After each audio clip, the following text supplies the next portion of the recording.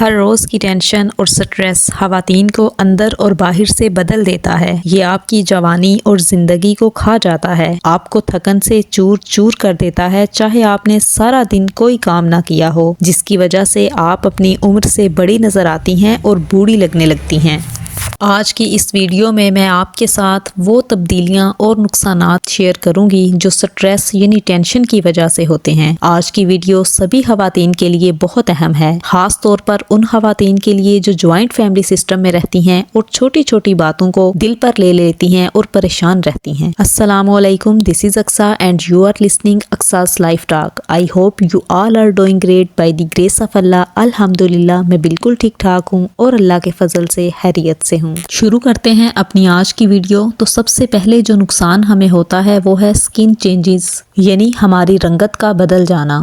یہ بات سائنسی طور پر ثابت ہے کہ جب ہم سٹریس یا مسلسل ٹینشن لیتی ہیں تو ہماری سکن کا بیریئر متاثر ہوتا ہے۔ سکن بیریئر ہماری جلد کے اوپر حفاظتی طے ہوتی ہے جو نمی کو یعنی قدرتی نمی کو، یا پھر جب ہم لوشن یا ویزلین وغیرہ لگاتی ہیں تو اس نمی کو ہماری جلد کے اندر بند رکھتی ہے۔ یہی حفاظتی طے گرد کو، آلودگی کو اور جراثیم کو ہماری سکن کے اندر جانے سے روکتی ہے۔ جب ہم مسلسل ٹینشن میں رہتی ہیں تو جسم میں کارٹیسول نامی ہارمون بڑھ جاتا ہے، جس کی وجہ سے پھر وہ نمی کم ہو جاتی ہے، ہماری جلد پتلی اور کمزور ہو جاتی ہے، سکن کا بیریئر ٹوٹنے لگتا ہے۔ جب سکن کا بیریئر خراب ہونے لگتا ہے تو ہماری جلد خشک یعنی ڈرائی ہو جاتی ہے، رنگت بھی ہماری مدھم یعنی بلیک پڑ جاتی ہے، دانے یعنی ایکنی وغیرہ بھی سٹارٹ ہو جاتی ہے۔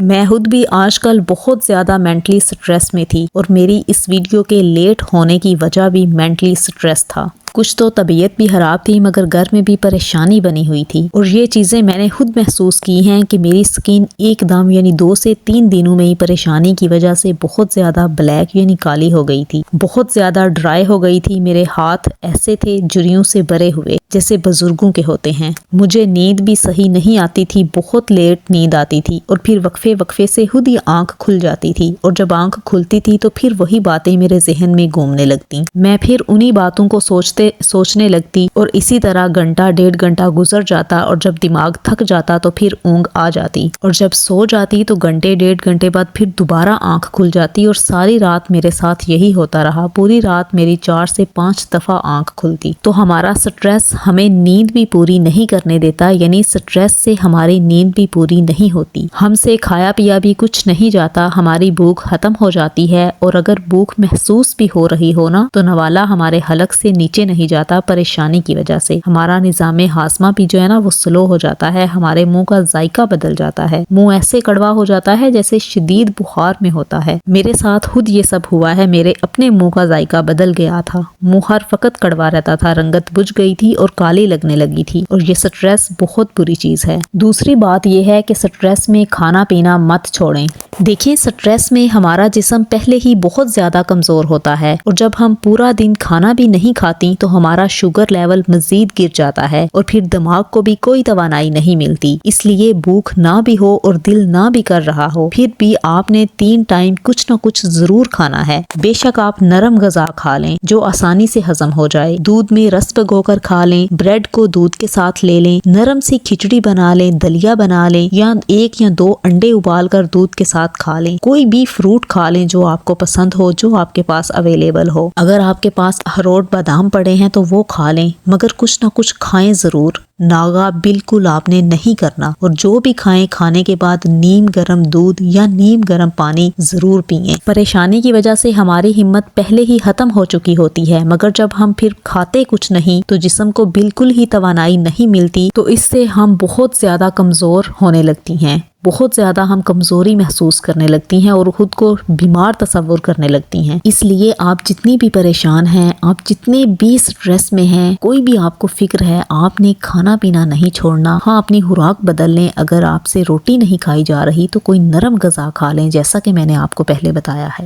اور تیسرا کام جو آپ نے کرنا ہے وہ یہ ہے، آپ نے اپنے اللہ پر مکمل بھروسہ کرنا ہے۔ دیکھیں، یہ بات یاد رکھیں کہ ہماری ٹینشنز، ہمارا سٹریس، ہماری پریشانیاں، یہ سب عارضی ہیں، مستقل نہیں ہیں۔ جب ہم مشکل میں ہوتی ہیں تو اس وقت ہمیں ایسا ہی لگتا ہے جیسے یہ کیفیت کبھی ختم نہیں ہوگی، یہ پریشانی کبھی ختم نہیں ہوگی، شاید یہ سٹریس کبھی ختم نہیں ہوگا، لیکن حقیقت ایسی نہیں ہے۔ حقیقت تو یہ ہے کہ کوئی بھی حال ہمیشہ کے لیے نہیں ہوتا، کوئی بھی ٹینشن، کوئی بھی پریشانی، کوئی بھی سٹریس یہ ہمیں توڑنے کے لیے نہیں آتا، بلکہ یہ ہمیں صبر سکھانے کے لیے، ہمیں سمجھ بوجھ عطا کرنے کے لیے اور اللہ سے مانگنے والا یعنی اللہ سے تعلق مضبوط کرنے والا بنانے کے لیے آتی ہیں۔ اللہ تعالیٰ قرآن میں بھی فرماتا ہے نا، ان مع العسر یسرا، بے شک ہر تنگی کے بعد آسانی ہے، یعنی مشکل جب بھی آتی ہے اس کے بعد اس کے پیچھے آسانی ہی ہوتی ہے۔ بس پریشانی ہمارے سامنے ہوتی ہے جو ہمیں نظر آ رہی ہوتی ہے، مگر اس کے پیچھے پیچھے آنے والی آسانی اس وقت ہمیں نظر نہیں آ رہی ہوتی۔